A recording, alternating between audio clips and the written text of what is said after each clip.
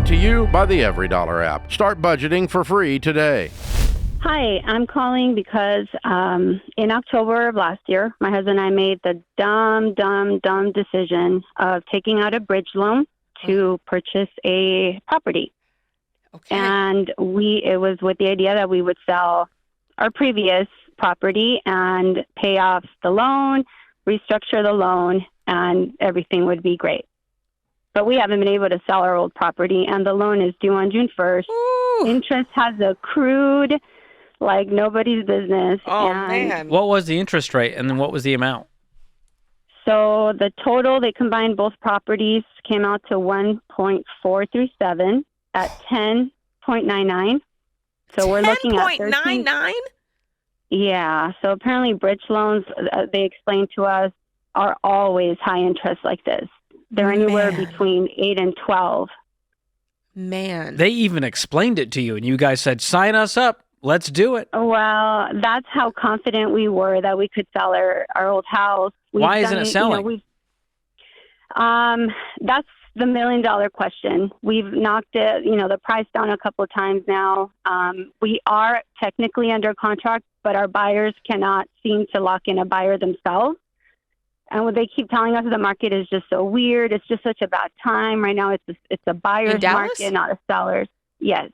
So, but shoot straight with, level with this. If you had to say, here's what I really think the problem is, because I have a feeling that, you can usually look at a situation and go, even though I don't like this, this is probably what's going on. What do you think is probably going on, whether you like it or not? I mean, I think we listed too high. Okay. But then again, we were going off of the comparables, the appraisal report. And what's... I don't know. I think the market over here, the people that can afford that price tag, they're looking for way more square footage. So while that house is very nice because it's remodeled, we poured a lot of money and sweat and tears into it. It's a 2-acre property. It's got, that country feel with Starbucks 5 minutes away, so all the amenities. But I think people are looking for more palatial homes in that area because we're surrounded by those types of homes. Got it. Ours is an original. There's a lot of new development out here, a lot of incentives. So what are you hoping it sells for at this point? We have it at $995, and like I said, we've been with this under contract with a contingency offer for 40 days already. I mean, because they're in the same situation. They're making sure their deal goes through, right? So that has the potential to have a major domino effect. And I would not say, and George, chime in, just that the fact that it's taking 40 days, I wouldn't necessarily say that, oh my gosh, this thing's not going to happen, because the truth is, your buyers are now waiting for their contingent. You know what I'm saying? Somebody might have made a contingent offer on their home. So this does have some issues. Now, what you could ask is if your realtor can say, hey, if we go under contract with someone, is there a way to say we're also open to other offers until theirs, and then put a stop loss on it?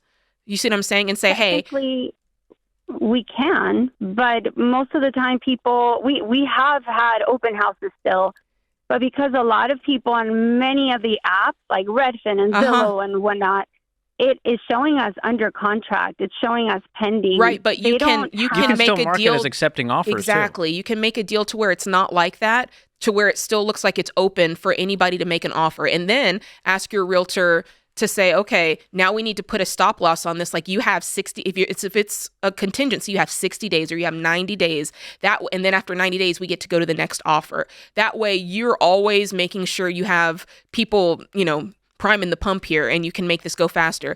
The other thing is, have you had the same realtor the whole time? Because I might be thinking about kicking that one to the curb and getting the Ramsey Trusted realtor.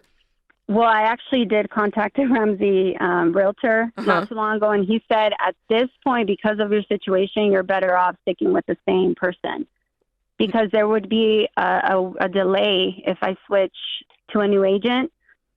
What kind of delay? What's that mean? Tell me more. Well, he's at pictures, and the listing itself would take a few weeks for it to get going again. Yeah, you'd have to do new pictures. You can't take the old guy's work. But if you really feel like, I mean, you're the one calling us, right? Saying something's not right. And they are the professional, not you. So they should be getting to the bottom of this a lot faster. Not us, not you having to call into a radio show for us to tell you what a realtor should have been telling you, basically is what I'm saying. Yeah. And my guess is, let's say you guys walk away from this with, I don't know, $900,000 net? Yeah. Or is there still a loan to pay off? Yeah. We have to come out of pocket for any difference that may... So you're telling me on June 1st, the entirety of that loan is due? They gave us till June 4th because that was when escrow was supposed to close. But since they haven't been able to secure buyers... But how are you going to come up with that amount of money even if you sold this house? We have a savings.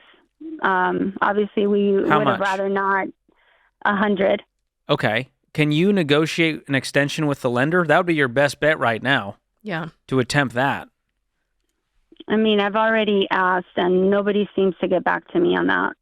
Well, otherwise, it's going to go through foreclosure. Yeah. Because your house is the collateral here. Uh-huh. Mm-hmm. So that's even scarier. So I'm wondering if they would work with you and say, hey, we can give you this much right now. Would you be willing to file an extension, buying us another month so that we can close and explain the situation? Especially knowing that you're under contract, I would think. And then put pressure on the buyer to say, hey, we need to close by this date in the contract, no matter what. Mm-hmm. Well, my question is also, is it better to just terminate this contract and go back on the market? Why? And heck, even... Why would you take the only fish on the line off the line? What I'm telling you to do is you can open it up and say still accepting offers. So it would say like contingent, still accepting offers. You can still get more offers. And if a buyer can close fast, that's your ticket out of this thing. But in 40 days, is offering anything. 40 days, well, they won't offer anything if it says it's under contract. Yeah, and you do have an offer. The description says active kickout is what the description on all of those says. The agent added that little piece. Right, but they need to change it to where it shows as totally open, and that is 100%. So my husband and I have done that. It's possible to do that, and I also want to encourage you that 40 days for the contingent offer, if it's taken them 40 days, let's pretend that your contingent offer saw your house, loved it, made an offer, and then the next day put their house on the market, right? Mm-hmm. It's not uncommon. That's essentially what happened. Exactly. Yeah. And what I want to give you hope for is that the average time for a house to be on a market before it sells is 50 days. Okay, so you're at 40. You've got a fish on the line. Don't throw it back because it's squirming a little bit. Just keep reeling it in. And while you reel it in, make sure that your house is showing as available on all the different apps out there so that people know. Your realtor should know to do this. And if not, you need to be getting all up in their grill about this, George. You got to fight. Fight and claw your way out of this thing. Don't go through foreclosure. No more hard money loans. Create your free every dollar budget today, the simplest way to budget for your life.